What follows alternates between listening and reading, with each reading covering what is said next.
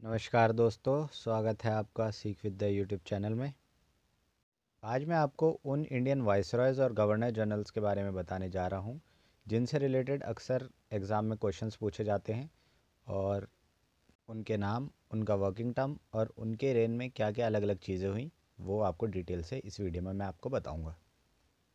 इस वीडियो में मैंने उन 22 यानी कि 22 वाइसरॉयज़ और गवर्नर जनरल्स के बारे में बताया है जो कि मोस्ट इम्पॉर्टेंट है और इनसे अक्सर क्वेश्चंस पूछे जाते हैं। इसके अलावा बाहर से आने के चांसेस कम होते हैं, इसलिए मैंने इस वीडियो में जो मोस्ट इम्पॉर्टेंट थे वही डाले हैं। पहले गवर्नर जनरल वॉरेन हास्टिंग 1772 से 1785 तक इनका टर्म रहा। ये first governor general of Bengal भी रहे। एशियाटिक सोसाइटी ऑफ बंगाल की स्थापना भी 1784 में इन्हीं के रेन में हुई। इन्होंने डुअल गवर्नमेंट को अबॉलिश करा यानी कि मिटाया यानी कि ख़त्म करा, और रेगुलेटिंग एक्ट ऑफ 1773 जिसमें कुछ रूल्स आए थे जिसके द्वारा वॉरेन हेस्टिंग भी गवर्नर जनरल बंगाल के बने। इन्हीं के रेन में श्रीमद् भगवद गीता का इंग्लिश ट्रांसलेशन भी हुआ था। सेकंड नंबर पे मैंने लिया है लॉर्ड कॉर्नवालिस को। 1786 से 1793 तक इनका टर्म रहा। इंडिया में सिविल सर्विसेज को इंट्रोड्यूस इन्होंने ही करा था। कॉर्नवालिस कोड जिसमें गवर्नेंस की पावर सेपरेशन की गई वो भी इन्हीं के रेन में हुआ था। पुलिस रिफॉर्म्स यानी कि पुलिस में सुधार और परमानेंट सेटलमेंट 1793 बिहार और बंगाल में लागू किया गया था, वो भी इन्हीं के रेन में हुआ था। नेक्स्ट आते हैं लॉर्ड शॉर। 1793 से लेकर 1798 तक इनका टर्म रहा। Battle of Kharda between Nizam's and Marathas occurred, मतलब है इसका एक बैटल हुआ था, युद्ध हुआ था खारदा में निज़ाम्स और मराठा के बीच, तो वो इन्हीं के रेन में हुआ था। नेक्स्ट आते हैं लॉर्ड वेल्सली। 1798 से लेकर 1805 तक इनका रेन रहा। इनको बंगाल टाइगर भी कहा गया। मद्रास प्रेसिडेंसी 1801 में इन्होंने इंट्रोड्यूस करा जिसमें तमिलनाडु, लक्षद्वीप, नॉर्थ केरला, ये सारे जो स्टेट्स हैं ये सम्मिलित थे। नेक्स्ट आते हैं सर जॉर्ज बालो। 1805 से लेकर 1807 तक इन्होंने एक्टिंग गवर्नर जनरल का रोल निभाया। लॉर्ड कॉर्नवालिस की डेथ के बाद लॉर्ड मिंटो अपनी ड्यूटी संभालने तक उनके बिटवीन सर जॉर्ज बार्लो ही गवर्नर जनरल रहे इंडिया के। सिपाही म्यूटिनी एट वेलोर, सिपाहियों ने विद्रोह करा था वेलोर में, इनके ही रेन में वो हुआ था। नेक्स्ट आते हैं लॉर्ड मिंटो वन। 1807 से लेकर 1813 तक इन्होंने रूल करा। ट्रीटी ऑफ अमृतसर विद महाराजा रतन सिंह, अमृतसर संधि हुई थी महाराजा रतन सिंह के साथ, वो इन्हीं के रूल में हुई थी। नेक्स्ट आते हैं लॉर्ड फ्रांसिस हेस्टिंग्स। 1813 से लेकर 1823 तक इन्होंने रूल करा। इन्हीं के रूल के अंडर रियोतवारी सिस्टम आया। रियोतवारी सिस्टम में पीजेंट से गवर्नमेंट डायरेक्ट टैक्स लेती थी एज लैंड रेवेन्यू। ये सिस्टम बॉम्बे, मद्रास, कूर्ग, आसाम जैसे इलाकों में लागू करा गया था। अब आते हैं लॉर्ड विलियम बेंटिक। 1828 से 1835 तक इन्होंने रूल किया। ये first governor general of India रहे। अभी तक इनसे पहले जितने भी गवर्नर जनरल थे वो बंगाल के रहते थे, पर अब इन्हें जो पोजीशन मिली वो गवर्नर जनरल ऑफ इंडिया की मिली। इन्होंने सती प्रथा को हटाया। इन्होंने हायर एजुकेशन को इंग्लिश मीडियम कर दिया और इन्होंने कन्या भ्रूण हत्या को भी रोकने का प्रयास किया था। अब आते हैं सर चार्ल्स मेटकाफ।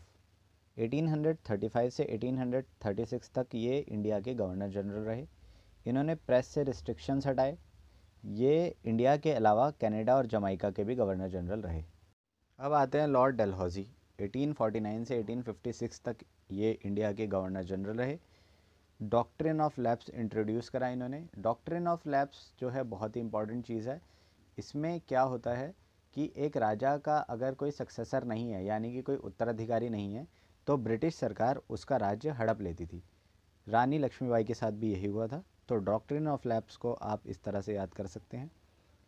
इनके ही राज में बॉम्बे से थाने तक जो रेलवे लाइन बनी थी, पब्लिक वर्क डिपार्टमेंट बना था, पोस्ट ऑफिस एक्ट भी इन्हीं के राज में आया था, टेलीग्राफ भी इन्हीं के राज में इंट्रोड्यूस हुआ था, पहला इंजीनियरिंग कॉलेज भी इन्हीं के राज में ओपन हुआ, और शिमला को इन्होंने गर्मियों की कैपिटल रख दिया था यानी कि समर कैपिटल बना दिया था। नेक्स्ट आते हैं लॉर्ड कैनिंग। 1856 से 1862 तक ये इंडिया के वाइसरॉय रहे। इन्होंने डॉक्ट्रिन ऑफ लैप्स को विड्रॉ करा। अभी मैंने आपको बताया डॉक्ट्रिन ऑफ लैप्स क्या होता है। रिवॉल्ट ऑफ 1857 भी इन्हीं के रेन में हुआ। आर्कियोलॉजिकल सर्वे ऑफ इंडिया भी तभी फाउंड हुआ। इन्होंने हिंदू विडो रीमैरिज एक्ट भी पास किया और गवर्नमेंट ऑफ इंडिया एक्ट 1858 इसी दौरान हुआ। इस एक्ट में ब्रिटिश ईस्ट इंडिया कंपनी को अबॉलिश कर दिया गया था और वायसरॉय का पद लाया गया जो सीधा ब्रिटिश क्राउन को रिपोर्ट करते थे। अब नेक्स्ट है लॉर्ड मायो। 1869 से 1872 तक इनका रेन रहा। इन्हीं के रूल के दौरान फर्स्ट सेंसस हुआ यानी कि जनगणना 1871 में। स्टैटिकल सर्वे ऑफ इंडिया भी तभी ऑर्गेनाइज हुआ और ओनली वायसरॉय हैं जिनका मर्डर अंडमान में हो गया था। नेक्स्ट है लॉर्ड लिटन। 1876 से 1880 तक इन्होंने रूल किया। इन्होंने वर्निकुलर प्रेस एक्ट 1878 पास करा था और पहला दिल्ली दरबार भी इन्हीं के रूल में हुआ था। फिर आते हैं लॉर्ड रिपन। 1880 से लेकर 1884 तक ये इंडिया के वाइसरॉय रहे। इन्होंने वर्निकुलर प्रेस एक्ट को रद्द किया। लोकल सेल्फ गवर्नमेंट आई 1882 में। First decennial and regular census in 1881। 10 सालों में होने वाला पहला सेंसस तभी हुआ। और इन्होंने चाइल्ड लेबर वेलफेयर पे भी एक एक्ट पास किया।